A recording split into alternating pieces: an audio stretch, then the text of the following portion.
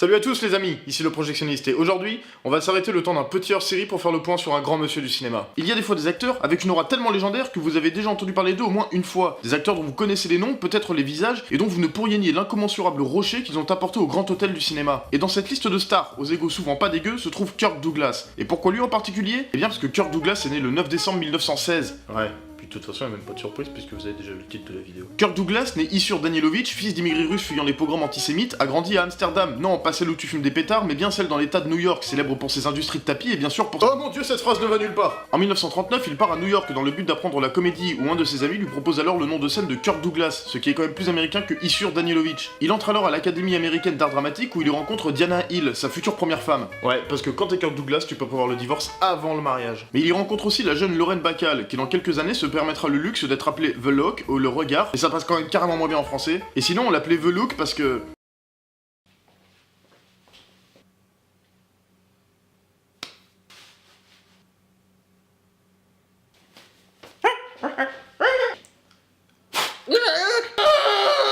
Après avoir pris légalement le nom de Kirk Douglas, il s'engage dans la marine mais sera réformé une dysenterie chronique plus tard en 1943. Après quelques rôles au théâtre, Kirk obtient grâce à Lauren Bacall qui le place auprès de Hal Wallis, producteur d'au moins 2 milliards de films entre 31 et 75 dont Casablanca, le troisième rôle dans L'Esprit du crime qui marquera le début de ses carrières au cinéma. Ouais, parce que quand t'es Kirk Douglas, tu peux te faire pistonner par Lauren Bacall, directement. Mais c'est en 1949 que le film Champion, pour lequel il venait de refuser un énorme contrat avec la MGM, est un succès inattendu, qui lui vaudra une nomination aux Oscars pour le meilleur acteur. Peu de temps après, Warner lui fait signer un contrat qui débute réellement sa carrière internationale. Une carrière jalonnée de grands films et de grands rôles qui marqueront son nom au fer rouge dans l'histoire du cinéma. En tant qu'acteur engagé, il prend soin de tourner dans des films qui lui parlent, La captive aux yeux clairs et Le dernier train de Gun Hill, deux westerns qui réhabilitent l'Indien en tant que personne, Les sentiers de la gloire qui fusillent littéralement la stupidité de la guerre et les systèmes de pensée des commandements de l'époque. D'ailleurs interdit de projection en France durant 18 ans. Longue vie à la liberté d'expression.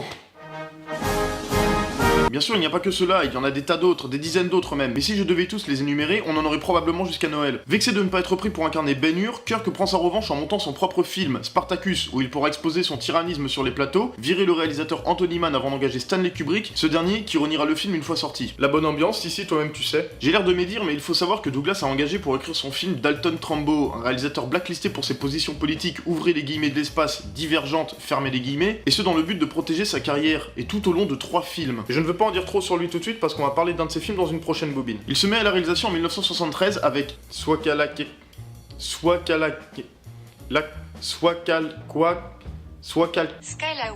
Voilà, c'est ce que je voulais dire. Film adapté de L'île au trésor. Le film étant un échec, il réitère 2 ans plus tard avec La Brigade du Texas, lui aussi un échec. Après ça, sa carrière décline et victime d'une attaque cérébrale en 1996, il décide d'y mettre un sérieux frein. Il rejouera malgré tout au lauréat de Lauren Bacall, encore elle, dans Diamond, et une crise cardiaque en 2001 mettra définitivement fin à sa carrière, malgré quelques rôles anecdotiques par la suite. Encore très politiquement engagé, il est le fondateur d'une association d'aide aux enfants défavorisés, et il a également posté en septembre une tribune comparant la Grande Dépression et la montée du nazisme à un certain candidat aux dernières élections présidentielle américaine que je vous conseille fortement de lire. Mon premier point Godwin. Malgré le fait qu'il n'ait jamais reçu l'Oscar, il en a quand même reçu un d'honneur en 1996 pour l'ensemble de sa carrière. Et parmi les acteurs ayant connu et contribué à l'âge d'or d'Hollywood, ne reste que lui, Olivia de Havilland et Zaza Gabor. Aujourd'hui, Kirk Douglas fête ses 100 ans, et bien sûr il y aura encore énormément à dire sur lui ainsi que sur sa carrière. Mais le mieux pour découvrir ou redécouvrir ce monstre sacré du cinéma est encore de se replonger dans sa filmographie. Il ne me reste plus à espérer pour lui qu'un autre centenaire qui marquera, je l'espère, d'autres générations de cinéphages. Alors Kirk, joyeux anniversaire. Cet épisode spécial de La Bobine est à présent terminé, j'espère qu'il vous a plu, merci à tous de l'avoir suivi jusqu'au bout. On se retrouve très vite pour l'épisode de Noël et n'oubliez pas... Maître, il y a plus assez d'extasie pour faire la dame de Noël. Oh mon dieu, es-tu en train de me dire que... Oui, l'épisode de Noël est en grand danger. Oh mon dieu!